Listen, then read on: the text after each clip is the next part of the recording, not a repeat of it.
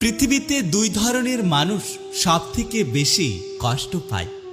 এক, যারা সহজে মানুষকে বিশ্বাস করে বা খুব সহজে মানুষকে আপন করে নেয়।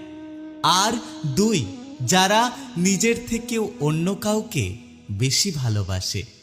পৃথিবীতে সবথেকে বড় অজুহাত হলো ব্যস্ত আছি, পরে কথা বলবো।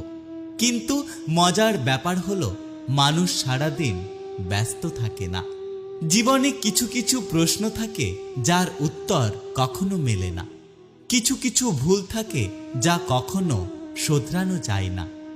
আর কিছু কিছু কষ্ট থাকে যা কখনো কাউকে বলা যায় না।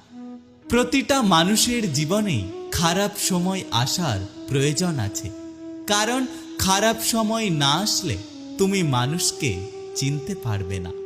যখন প্রয়োজন হয় তখন মানুষের ব্যবহার ও মুখের ভাষা সুন্দর হয়, আর যখন প্রয়োজন ফুরিয়ে যায় তখন মানুষের ব্যবহার ও মুখের ভাষা খারাপ হয়ে যায়।